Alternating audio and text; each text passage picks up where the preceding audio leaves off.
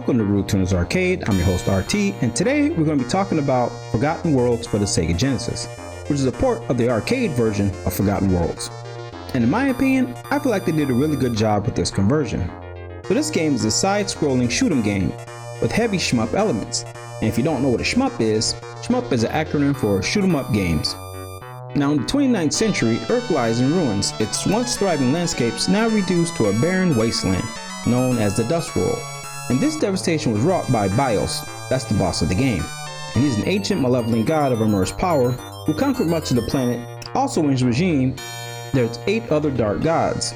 So to fight back, the remaining survivors on Earth, desperate and resourceful, create 2 powerful super soldiers.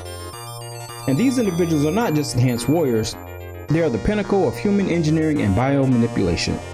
However, they're not given names or identities and are actually pretty generic. But I guess the people just built them just to fight back. No personality, no nothing. So your mission in this game is to destroy Bios and the 8 gods who serve him, and to restore what was lost, or at least make a final stand against these gods. So what about the graphics? Well, I think the graphics are pretty nice. I mean, they're colorful and bright and go well with the level design.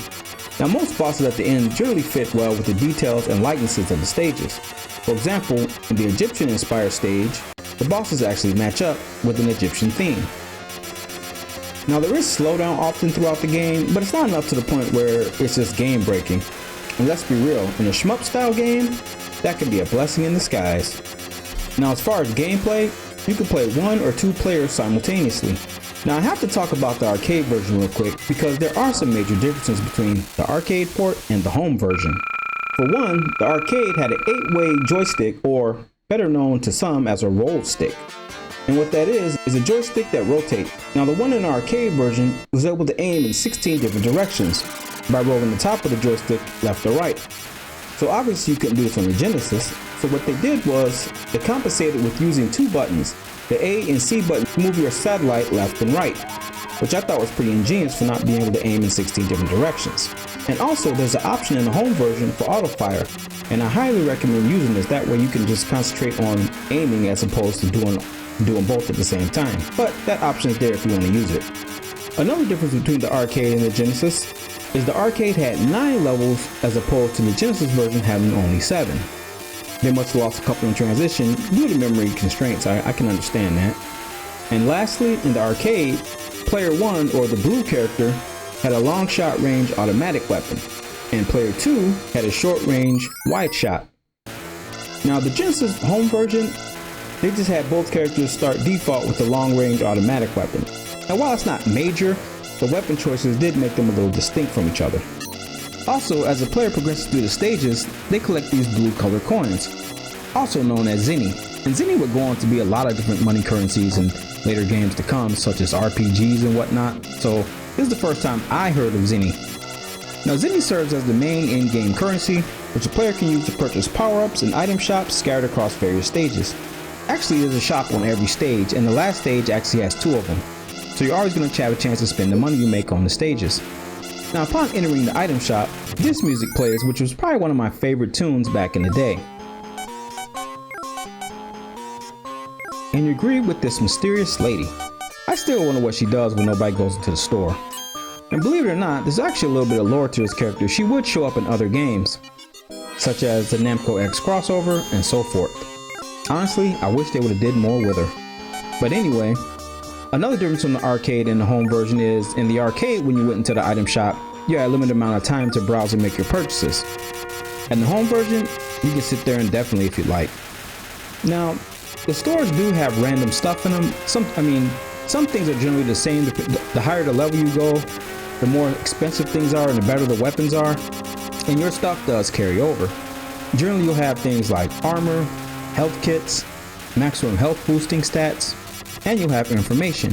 When you click the information, it basically gives you a boss tip on how to defeat the boss. Now one thing I will say, once you get into a boss fight, you want to defeat him as quickly as possible. If you take too long, you won't get the bonus at the end of the stage. And those bonuses come in handy. More on that later. And speaking of bosses, there's 7 stages throughout this game, and one of the stages actually have a twist on them. In the Egyptian stage, you can go up or down. Now, if you take the high road, I find that to be a little bit easier. If you take the bottom road, if you go towards the bottom, it's a little more difficult, but you still end up in the same spot at the end.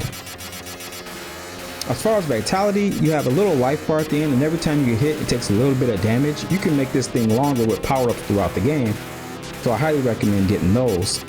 Now, this game's kind of unforgiving. If you don't have these regenerative potions, once you die, that's game over. No continues. Now, obviously on this channel, we're not going to leave you high and dry without tips on how to beat this game. So moving forward, there are spoilers, and if you want to skip that part, go here.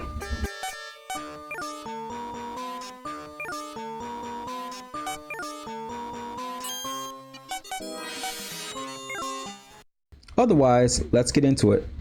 Now, there's two ways you can play this game.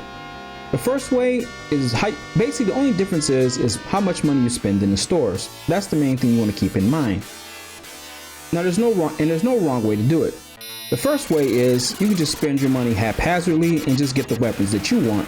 Or you can play through with the weapon I'm going to show you and have money at the end and make the end stage a lot easier. And with the weapon, because the weapon you get at the end basically breaks the game, but you got to have the zenny saved up to get it. So stage 1's pretty simple, pretty straightforward. You really shouldn't die on this stage. When you first get to the shop in this stage at the beginning, things can vary. So I recommend definitely getting these resurrection potions, because sometimes they can be in every shop, and you got to remember, like I told you earlier, there's no continues, so definitely pick these up whenever you can. Consider these as being your lives. You always want to regenerate your health if you can, and it's not one in this shop, but it's like a little heart symbol, and basically it represents increasing your life bar. It's a permanent life boost stat. You definitely want to get that. I'd highly recommend also getting the rockets as well, because they're going to serve you well getting enemies that come behind you, so definitely pick those up. And remember, the way I'm playing is I want to get the ultimate weapon at the end. Navigating through this part right here is pretty simple. You just got to watch out for these pipes when you shoot them. They will emit fire, so don't get too anxious. Kind of hang back and just fire your weapon. And you want to make sure you get these cog wheels, because they drop big zennies. Now, zennies sometimes can be the small ones, these medium-sized ones, and sometimes you get really big ones. These cogs and a lot of destructible environments give you zenny as well, so make sure you get those. And make sure you destroy these pillars. If you destroy just one part of it, the zenny won't appear. Now, the first boss is pretty simple. All you have to do really is line yourself up and just make sure you're making contact with them, and just drop back and hang back like I'm doing here and keep firing. For some reason, your satellite's going to absorb those shots he shoots out 99% of the time. Eventually, one of them will slip through, but just do this and this guy's a cakewalk. Next up, you got stage 2, and it's just basically just more navigating and fly around. Nothing too challenging in this stage. When you get to the shop here early on, you definitely want to pick up your life pack. You want to get one of those. You want to replenish your health, and you want to get another one of these restoration potions. Again, you can get the missile pack if you like. I feel like that's a good weapon to have, but you'll be able to afford it. So I'd recommend getting it. I didn't opt for it, but I'd recommend getting it. So following through this stage, it's not really a whole lot going on. The main thing you want to watch out for are these big snakes that hop out of the ground. So kind of stay to the top and you'll be out of range of the snakes that come out of the water. Also, make sure you get various power-ups throughout the stage. Here, there's a little bit of armor you can pick up on this stage and some hidden zenny along the bottom. So make sure you're always shooting in every direction. That way you uncover these secrets. I'd definitely say buy the rockets. Now, if you did pick up the rockets, it does make the game a lot easier, as you're able to just fly over, navigate, and it gives you a harder punch when you fire your weapon. This guy's pretty easy with your firepower you have. All you gotta do is avoid these two sharp spikes that come up, and what you want to do is concentrate your shot where I'm shooting here.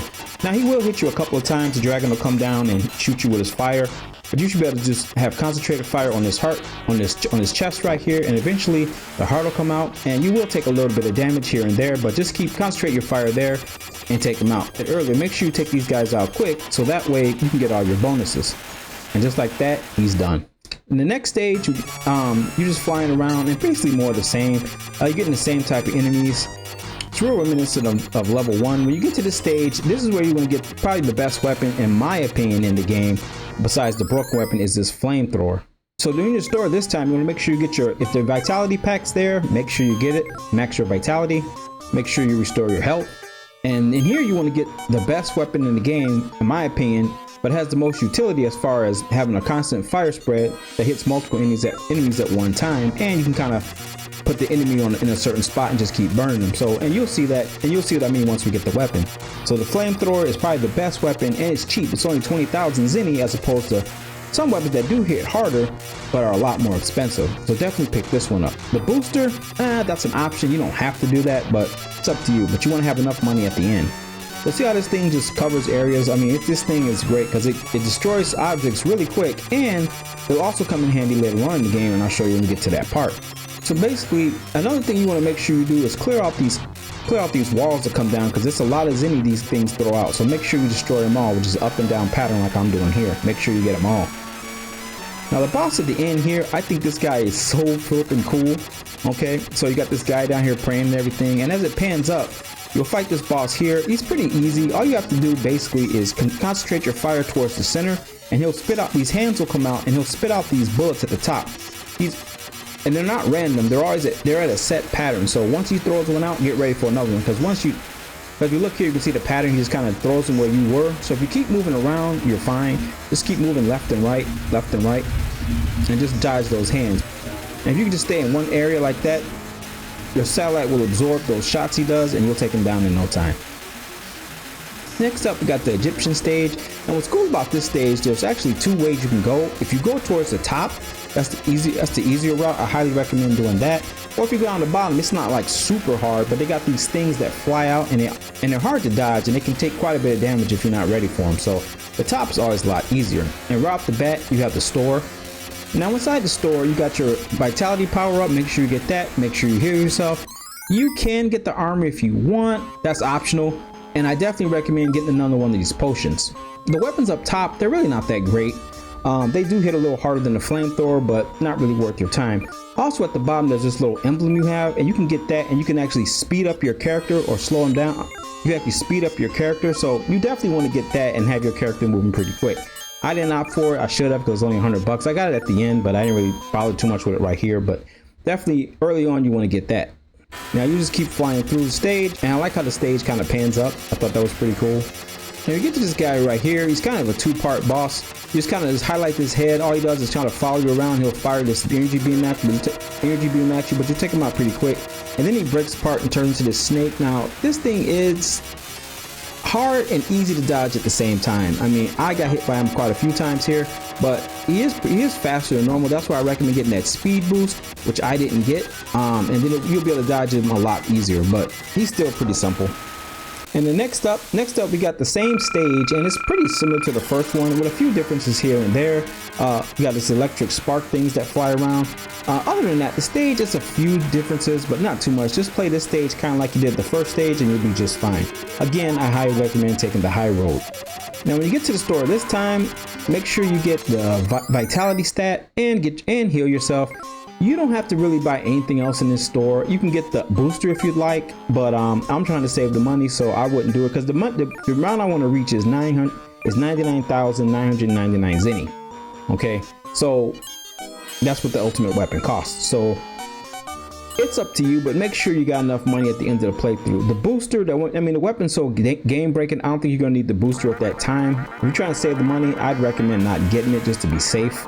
But if you're curious about that weapon 50,000 at the top, I'll show you what it looks like. I'll show you the difference in power real quick at the boss, what it looks like, because you're gonna have the same strategy, but just the difference in power of what you're looking at for 50 grand. All right, so this guy is pretty easy. All you do is just make sure you navigate around when he flies into the screen, and if you get too close, this little wall will come down and shield him from your shot. So you kind of got to dodge it out, and this is where the heavy shmup elements come in. You kind of got to dodge these shots and make sure you're making contact. Now when I got this weapon here, he dies relatively quick.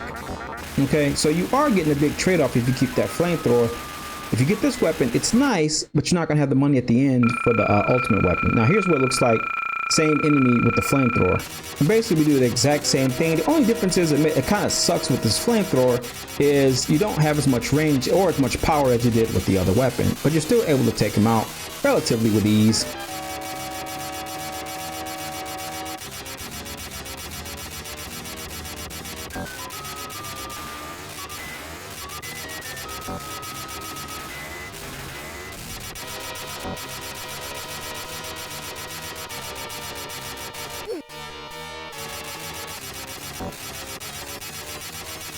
And if you die, it's okay, because you probably picked up a lot of those regeneration potions like I told you in the beginning, because they're going to come in handy. So if If you die, okay, you lost $10,000, but at the same time, the trade-off is you didn't have to spend all that money for that weapon. And this little guy right here, he reminds me of Gon from Tekken, the little dinosaur. I don't know why they're choking the crap out of him.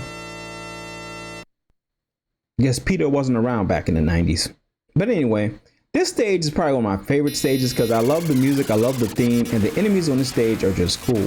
Now, this stage as well, I want to mention, it has a whole ton of hidden power-ups. Make sure you shoot everywhere so you can get them all, or as many as possible. The more times you play through the game, you'll memorize where these things are. They even brought back the old school Yashichi. That's a Capcom thing. Now, once you get to the shop here, you definitely want to get your power-ups, your Vitality Max, and regain your power. Now, I'll show you real quick what this 80,000 weapon, this 80,000 Zenny weapon looks like, just to satisfy your curiosity. And this thing hits like a tank. I mean, if it wasn't for so much money you had to have at the end, I'd say definitely use this because this thing is has a rapid shot, but it does have one fatal flaw, and I'll show you right quick. But at the end, when you get to this boss right here, he's made of ice, and basically this thing really doesn't do any damage to him for some reason. I don't know if it's a glitch in the game or it's just, you know, they're trying to think of some RPG elements here, but yeah, it really doesn't do a whole lot of damage. I mean, I'm shooting the crap out of this thing and it's not doing anything. Now let's take a look at the flamethrower. Okay, round 2, and we got the flamethrower this time, and it just melts this guy. No pun intended.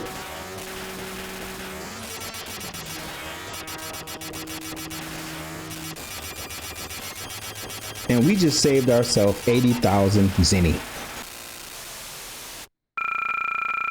Next up, we got the final stage, and one thing to note on this stage is, one thing I recommend here is definitely be proactive on this stage, meaning shoot these enemies or try your best to shoot them as soon as they come into the screen. Otherwise, they're going to overwhelm you with all the little rockets they shoot out, and it's going to be really damaging, okay? These little pods right here, they explode and they shoot out like rockets. So you'll see later on, this rockets all over the place. Also, one thing to note, there are 2 stores on this level, okay? So make sure you go into both shops. Also, this stage has power-ups on it, and you'll see towards the end. Definitely recommend getting them because they will help out big time against the final boss. Now here's the payoff where you've been saving all your money. We got 150,000 Zenny. So what you want to get is your armor. You want to get your life regeneration because we're almost dead. And you want to get this stupid weapon here for 999,000 Zenny. And you're going to see how stupid this weapon is. So yeah, this thing is super powerful, super strong, and it homes in on your enemies. So basically going to make your day a lot easier. Make sure you grab all these power-ups as well because they're going to come in handy. They're going to restore your life and everything else. So make sure you get these along the way. Outside of that, just shooting these things, being proactive and surviving, you'll definitely get to the end.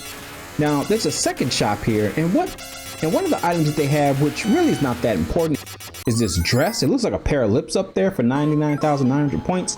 But what it is a dress. And when you get it, all it does is, from my understanding, I don't see any difference in the game. All it does is give you a point bonus at the end. So that's just something extra to shoot for.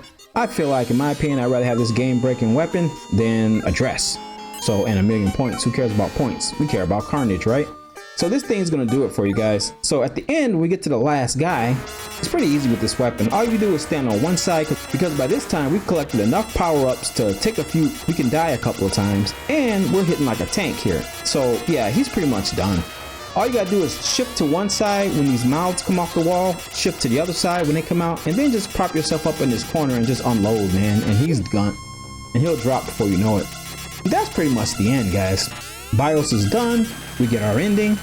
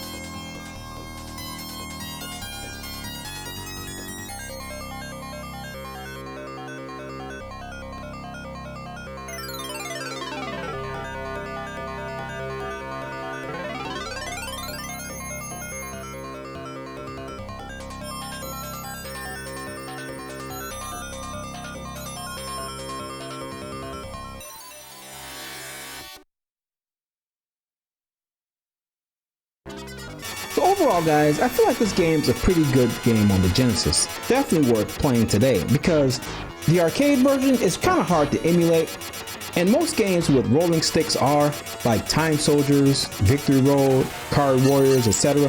They had those roll sticks to point those directions, and it made the experience in arcade a lot better.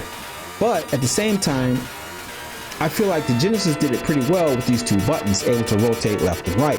So don't sleep on this one guys. I highly recommend definitely give this one a playthrough and try the arcade as well. Because remember, there's 9 levels in arcade and there's 7 here. Plus the arcade has a few more features that this one doesn't, as far as the characters being a little different and obviously better graphics and sound.